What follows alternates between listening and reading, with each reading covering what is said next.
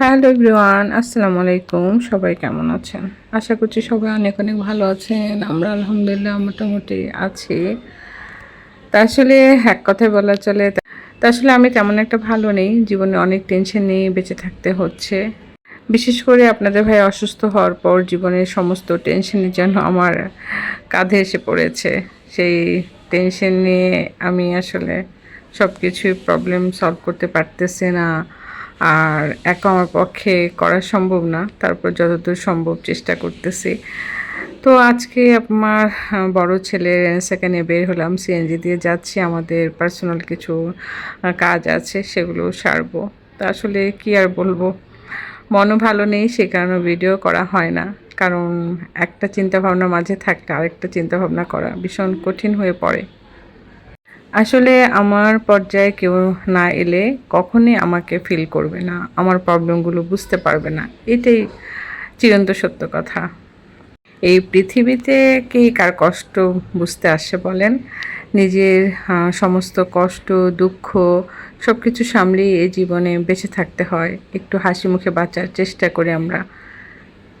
তো আজকে বড় ছেলের সঙ্গে জীবনের দুঃখ কষ্ট সব কিছু শেয়ার করা হচ্ছে। আজকে আপনাদের ভাই আমাদের সঙ্গে নেই। আমি আর আমার বড় ছেলে আপনাদের ভাইয়াকে বাসায় রেখে আসছি। বাসায় আমার ভাই আছে, ভাইয়ের কাছে রেখে আসছি। সব জায়গায় আপনাদের ভাইয়াকে নিয়ে হুটহাট করে যাওয়া যায় না, সেই কারণে আজকে আর নিয়ে আসেনি। তাছাড়া সবসময় যে কোনো জায়গায় যেতে হলে আপনাদের ভাইয়াকে নিয়ে যেতে হয়। এতদিন তো আমি একা যেতাম না, আপনাদের ভাইয়াকে নিয়ে যেতাম। আমি একাও যেতে পারতাম না, ওকে একা বাসায় রেখেও আসতে পারতাম না। আজকে যেহেতু ছেলের সঙ্গে যেতে পারছি আর বাসায় আমার ভাই আছে, সেই কারণে আপনাদের ভাইয়াকে রেখে ঝটপট করে আমি আমার ছেলে চলে আসছি। আপনাদের ভাই অসুস্থ হওয়ার পর এই প্রথম বাসায় রেখে আমি আমার ছেলে বের হলাম। আপনাদের ভাইয়ার সাথে থাকলে ঝটপট করে সব কাজ করা যায় না, যেহেতু ওর দিকে খেয়াল রাখতে হয়, ও স্পিডে হাঁটতে পারে না। সব কিছু মিলিয়েই আর কি আজকে চিন্তা করলাম যে না, রেখে আসি, আমি আমার ছেলেকে কাজটা সেরে আসি। তারপরে এই তো ঝটপট করে আমরা আমাদের কাজ সেরে আবারও বাসায় চলে আসছি।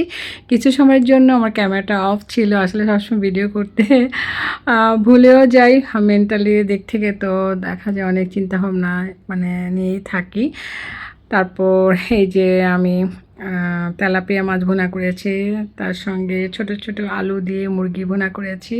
তো সেগুলো দিয়ে দুপুরে খাওয়া দাওয়া করলাম। তারপর আমার ছেলে একটু রেস্ট নিচ্ছিল। সন্ধ্যার পর আমি আপনাদের ভাইয়াকে নিয়ে আবার স্যালুনে চলে আসছি। তো আমার ছেলে বলেছিল যে আমি পরে বাবাকে নিয়ে যাব। নর্মালি তো আপনাদের ভাই অসুস্থ হওয়ার পর থেকে সব কিছুই আমি মানে করার চেষ্টা করি। তো এটা বনশ্রীতে এই সেলুনটা। সেলুনটার নাম হলো ইউনিকর্ন হেয়ার সেলুন। এটা আমাদের বাসার কাছাকাছি, সেই কারণে আমার মানে বেশ সুবিধা হয়েছে। আপনাদের ভাই অসুস্থ হওয়ার পর আমি বিভিন্ন সেলুনে নিয়ে যেতাম, কখনো ওদের ক্লাবে নিয়ে যেতাম। মানে বাসার কাছে যে এত সুন্দর একটা সেলুন আছে সেটা আমার জানা ছিল না। তো আমি যখন একদিন আসলাম, তারপর আমার কাছে এত ভালো লেগেছে। তো এখানে খুব সুন্দর বসার স্পেস আছে, তারপর অনেক ধরনের বই আছে। আপনি ইচ্ছে করলে এখানে ম্যাগাজিন, বই নিয়ে বসে পড়তে পারেন, আর রিল্যাক্সভাবে থাকা যায়। মানে খুবই মানে কমফোর্টেবল। আমি যা বসে আছি, বসে মানে ওয়েট করতেছি। তা আপনাদের ভাইয়াকে তো একা রেখে চলেও যাওয়া যায় না, সেই কারণে আমাকে ওয়েটই করতে হয়। তো এদিকে আপনাদের ভাইয়া চুল কাটাচ্ছে। আজকে ভাবলাম ওর ম্যানিকিউর পেডিকিউরও করাবো, তাই একটু সময় লাগবে। তো আমি যে বসে বসে দেখছি এখানে অনেক গল্পের বই আছে। আপনি ইচ্ছে করলে এখানে এই গল্পের বইগুলো নিয়ে বসে বসে পড়তে পারেন। খুবই সুন্দর খোলামেলা পরিবেশ, সে কারণে আমার কাছে এই সেলুনটা ভালো লাগে। যখন থেকে এই সেলুনটা আমার চোখে পড়লো, তারপর থেকে সরাসরি আপনাদের ভাইয়াকে এখানে নিয়ে আসি। ইউনিকর্ন হেয়ার সেলুন, আপনার ইচ্ছে করলে একবার এসে দেখতে পারেন। আশা করি আপনাদের কাছে অনেক ভালো লাগবে। তো এখানে ক্যাটালগ আছে, ক্যাটালগ থেকে আপনি সবগুলো প্রাইস জেনে নিতে পারেন। তারপর বাচ্চাদেরকে নিয়ে আসলেও বাচ্চারা অনেক খুশি হবে।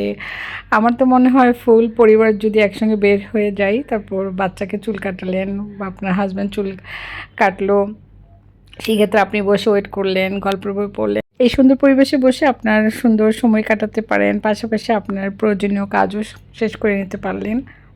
আমি তো আপনাদের ভাইয়াকে নিয়ে এসে জাস্ট বলে দেই কীভাবে চুলটা কাটবে। তারপর কিন্তু আমি নিশ্চিন্তে বসে থাকি। আমি কখনো কারোর সঙ্গে গল্প করি, তার পাশাপাশি গল্পের বই পড়ি। তা আমার কাছে বেশ ভালোই লাগে। তো এই ছোট্ট ব্লগটি আজকে আপনাদের সঙ্গে শেয়ার করলাম। তা সবাই ভালো থাকবেন। আমিও আজকের মতো বিদায় নিয়ে নিচ্ছি। আবারও দেখা হবে, কথা হবে নেক্সট ব্লগে। আমাদের জন্য অনেক অনেক দোয়া করবেন, বিশেষ করে আপনাদের ভাইয়ের জন্য। আজকের মতো আল্লাহ হাফেজ।